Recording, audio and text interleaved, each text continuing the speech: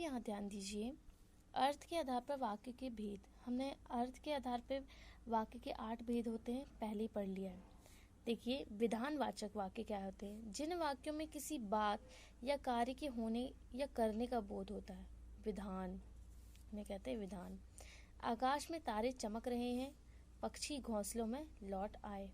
किसी कार्य के होने का बोध हो रहा है तो वो होगा विधानवाचक। अब निषेध, निषेध का मतलब होता है नहीं। तो जिन वाक्यों में किसी भी बात का या कार्य का ना होना या ना करने का भाव प्रकट होता है तो वहाँ पे होता है निषेधवाचक। इन्हें बाहर मत जाने दो, वह नहीं बोला।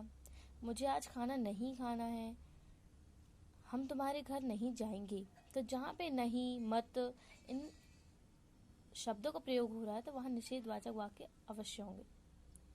आज्ञावाचक, इसमें किसी बात या काम के लिए आज्ञा, प्रार्थना या उपदेश का भाव रहता है। ठीक है।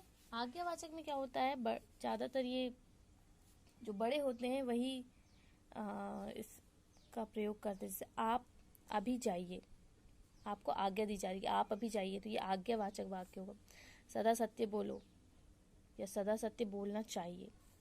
आज यह काम अवश्य कर लेना, तो इसे बोलने का ढंग कैसा होगा? आज यह काम अवश्य कर लेना, आज्ञा दी जा रही है। सदा दूसरों की मदद करो, आज्ञा दी जा रही है। ठीक है।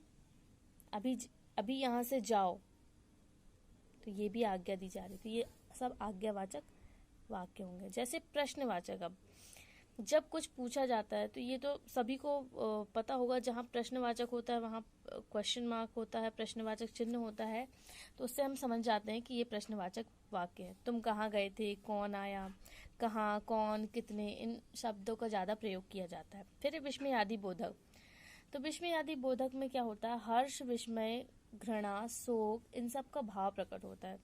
तो जहाँ पे विस्मयादि चिन्हों का प्रयोग भी अवश्य किया जाता है तो वहाँ से हम पहचान सकते हैं कि ये विस्मयादि बोधक क्या है, वाक्य है। फिर इच्छावाचक, जिसमें हम अपनी इच्छा का भाव प्रकट करते हैं। ईश्वर करे आज धूप निकले, तो इसमें इच्छावाचक में क्या होता है? अच्छे भी हो, अच्छा। संदेहवाचक वाक्य, जिन वाक्यों में संदेह या संभावना का बोध हो, जहाँ पे किसी कार्य के होने की संभावना हो रही हो या वहाँ संदेह उत्पन्न हो रहा है, तो वहाँ उस वाक्य को हम कहेंगे संदेहवाचक वाक्य।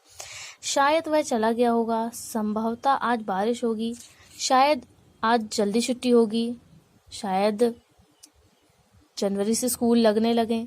तो ये सारे जो शायद वाले वाक्य हैं, ये सारे क्या होंगे? संदेहवाचक वाक्य। तुमने उन्हें आते देखा होगा, तो कंफर्म नहीं है कि हाँ देखा ही है, शायद देखा होगा। तो ये सब क्या है? संदेहवाचक वाक्य। फिर संकेतवाचक, जहाँ पे क्या होता है? संकेत, इसमें एक बात या काम का होना या ना होना दूसरे कार्य के होने ना होने पे निर्भर करता है। जैसे यदि बारिश हो तो खूब अच्छी फसल हो, तुम जल्दी आ जाओगे तो बाजार चलेंगे, यदि मैं जल्दी चले गई तो मुझे टीवी देखने मिल जाएगी। तो ये सारी क्या है? संकेत। एक बात का, एक काम का होना या ना होना दूसरे कार्य पर निर्भर करता है। अब यहाँ देखिए उपवाक्य। वाक्य की सबसे छोटी इकाई होती है उपवाक्य। ये अपने आप में पूर्ण नहीं होते हैं। दूसरे जो प्रधान उपवाक्य होते हैं, दूसरे वाक्य जिन्हें कहते हैं हम, उनका ये आश्रय लेते हैं और तब ये पूर्ण अर्थ देते हैं।